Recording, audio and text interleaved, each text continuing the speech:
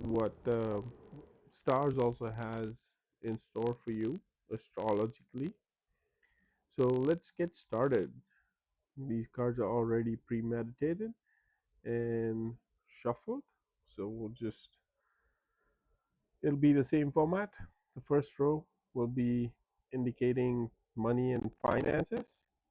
The second row will indicate job, business, career, profession. And the third row would indicate love, marriage, relationship, romance. Okay, the first card being the general energy. So we've got the Page of Wands here. The second card being the card of what you need to know. And we've got the Empress in here. And the third card is the Three of Swords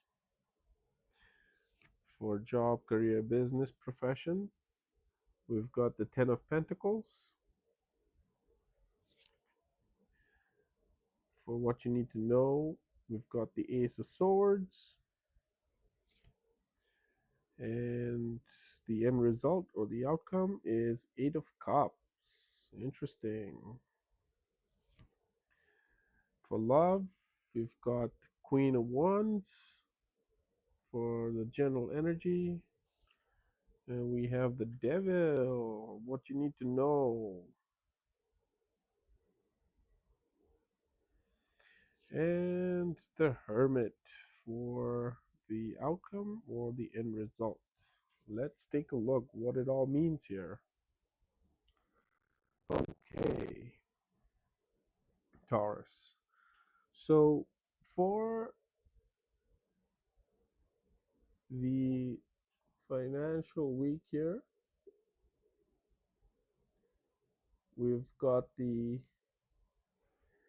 Page of Wands, and this being in this position, this card being in this position would mean that there could be a financial opportunity.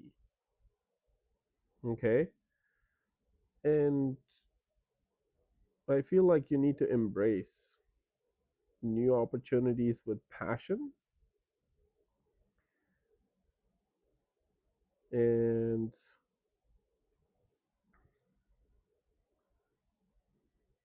you need to explore and discover this opportunity, find out more what it means to you. Is it a real opportunity? Because you could be embarking on a new journey of self discovery and personal growth. And this is an opportunity that comes along.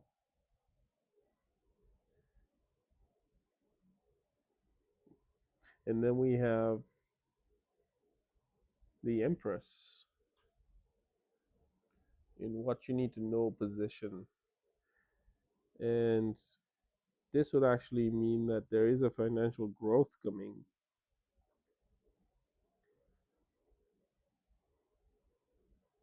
because of your mindset here of being abundant.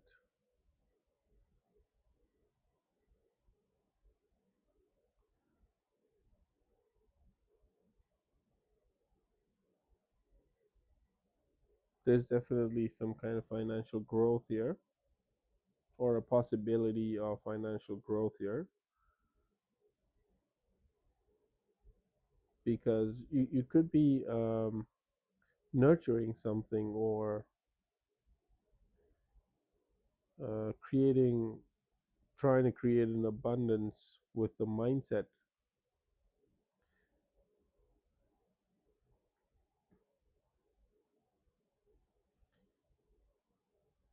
So there is a possibility here of financial growth, but in the outcome here we've got the Three of Swords,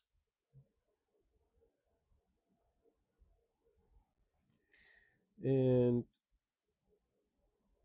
this could mean a financial loss. So when there is this opportunity this opportunity is because you are abundant and you are actively looking for opportunities, and one comes your way. But as I said, you need to take a good look at it, and you need to evaluate, you need to explore this opportunity of how real is this? Is it really a scalable opportunity in the future? I need to break it down step by step to find out how realistic is this opportunity. And you've got everything you need here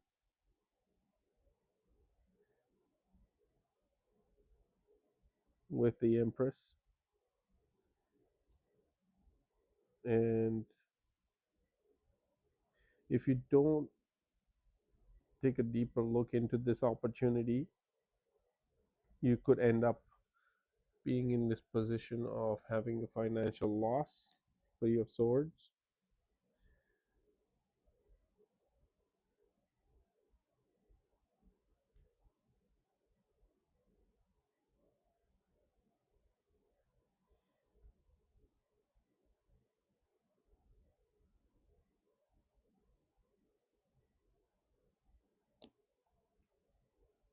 Or you could also be experiencing a painful loss in finances that's hurting you, and you're just focused on healing and healing that financial loss and trying to come out of it. And then you see an opportunity here, and you drill down the macros and micros, and when you've evaluated and explored this opportunity fully, then you have a financial growth with the Empress because you're abundant. So to have your mindset in abundance is very important at this point. So whatever, if you've gone through any financial losses recently, or if you go through such financial loss in the in this week or coming near future, you just need to make sure that you need to come, you need to still have your mindset in abundance. And it's okay. I mean, everyone goes through financial loss every now and then. Unfortunately, it's you this time, and you just need to make sure that you come out of it strong. You explore the opportunities you have, and with the abundant mindset, there will be financial growth. Okay. Then for career, business, profession, job, we've got the Ten of Pentacles here, which ideally would mean any kind of inheritance,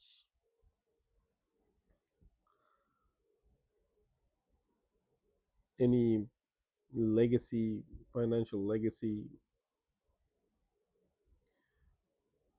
You may be in a situation where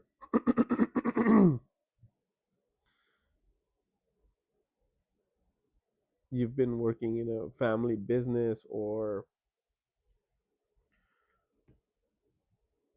something of that sort.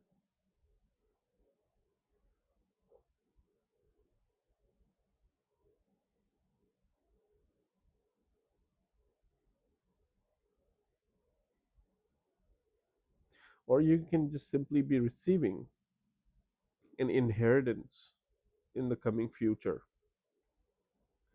If not immediately in this week, maybe later in the month, or but this is a confirmation that you're receiving some kind of inheritance, or you may be the one passing down a legacy to your future generations. and recognizing the importance of family. So you may be leaving this legacy for them, or you may be building something at this point that will turn into a legacy for the generation after generation in your family that they can embark on. And I see the Ace of Swords here as what you need to know. So this is a confirmation that there is a there's clarity of there's clarity of what you want to do. There's breakthrough. You have the power. A financial breakthrough is on the cards. So inheritance could be very much on the cards. Is very much likely, and that's a confirmation. And you may be gaining a new perspective and the clarity to cut through confusion and uncertainty at this point. And that's why maybe you're able to create this legacy.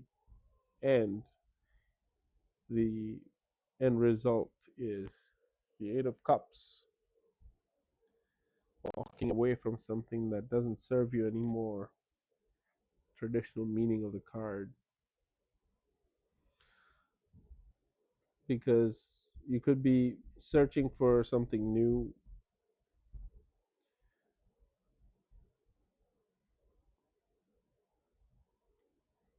maybe because of this financial loss here,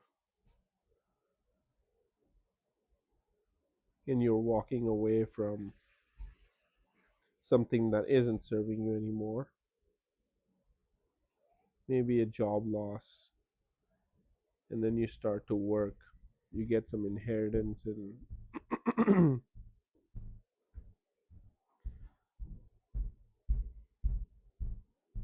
so you're leaving behind something that no longer serves you in order to pursue a higher calling.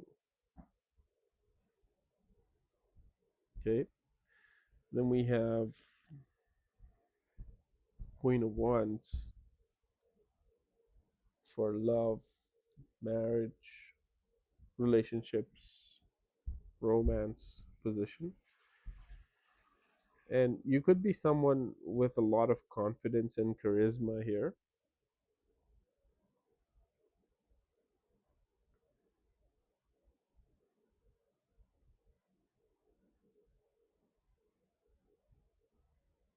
Very confident and charismatic.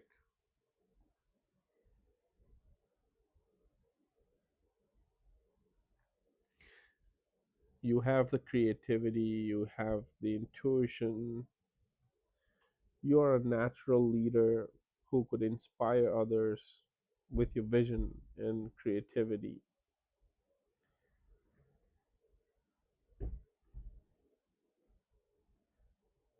Very charming in this point. You may be very charming at this point. However, what you need to know is the devil. And this would mean that there is some kind of temptation, any kind of addiction that's holding you back,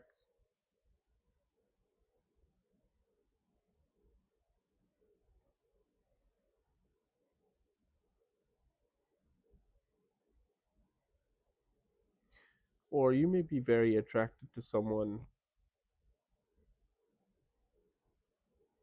at this point, or this could be someone else attracted to you at this point, but not in love yet. This may not be love, real love, a soulmate love. This could just be the desire of being with you, or you could have a desire of being with this person. But this is not, maybe this is not love, because there's temptation and materialism here. You may be caught in a situation that's causing you to feel trapped or powerless, you can't help yourself but to be drawn towards this person. And the end result, the outcome, is the hermit. And that confirms this. Because at the end,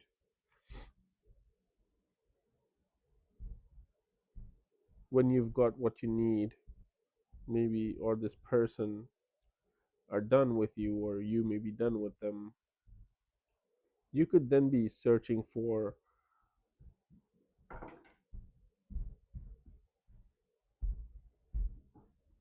inner peace. So this person could be an addiction to you at this point, very toxic, and you're drawn towards them.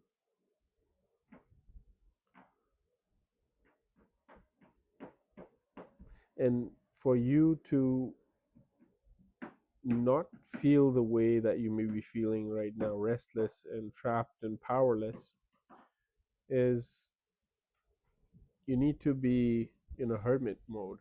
You need to go within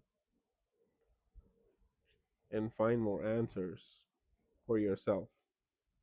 And this will help you detach from this the addiction of a bad habit, or a person that's toxic, or just something that you don't really need in your life, but you're still attached to this.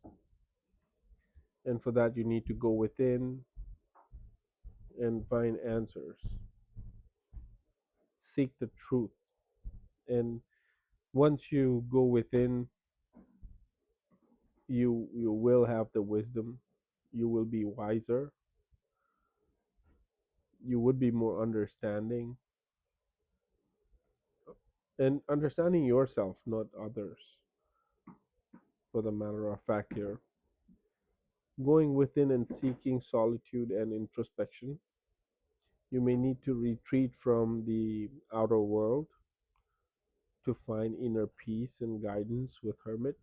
So I would say meditate whenever you feel restless, powerless.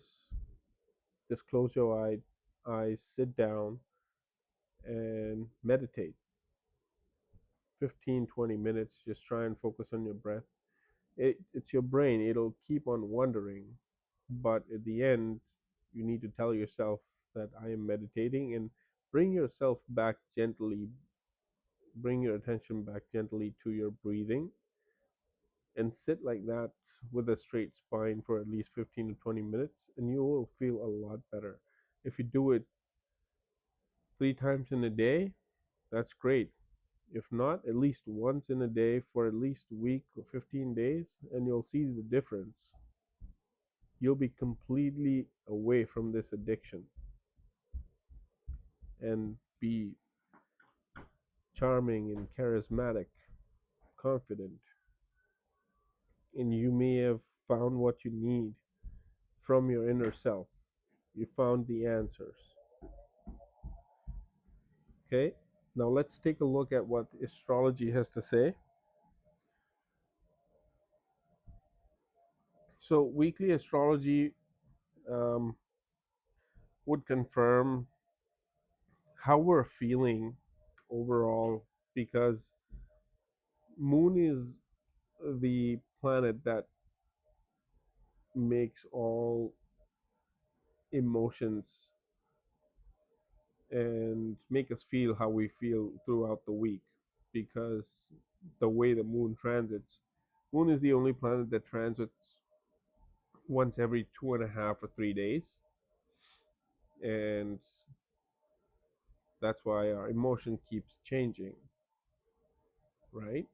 And when moon is in certain positions, that's when the anger, the love, and all the different emotions, they kind of trigger. So it's important to look at the weekly astrology with the moon positioning and see how it's going to impact with the other planets in the same house when it's transiting. Okay, so what are the impacts with moon transits? So we'll break it down for you. Uh, the moon is currently transiting on, it'll transit June 29th and 30th. The moon is will be in Taurus, your first house. Then it'll transit again on 1st July and will be in Gemini and stay until the 2nd of July in your second house.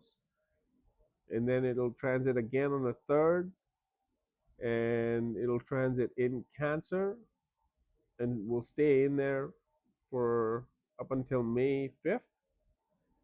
Sorry, July 5th. What am I even saying? And this is going to be in your third house. Okay, so the when the moon transits in your first house, this house is yourself. This house indicates yourself, your own self, identity, and body. Okay, so this week begins with heightened emotional sensitivity. You may be more self-focused and reflective about your appearance, emotions, and personal goals. It's a great time to create in um, it's a great time to check in with your emotional well-being. When the moon transits into the second house, which is the house of money, possession, and values, midweek energy shifts towards money matters. You may review expenses, review income, or receive income, or feel strongly about your values. There's a strong desire for emotional security through material means. And when it goes out on the third house, um, this house is of communication, siblings, short travel. So by the weekend, communication becomes central. You could expect important discussions, messages, or short travels. There's an urge to express your inner feelings or clear any misunderstandings. When the moon is in your first house in Taurus, it's conjunct with Jupiter in Taurus as well. So this would expand your confidence, charisma, and emotional optimism. You may attract attention or opportunities naturally. And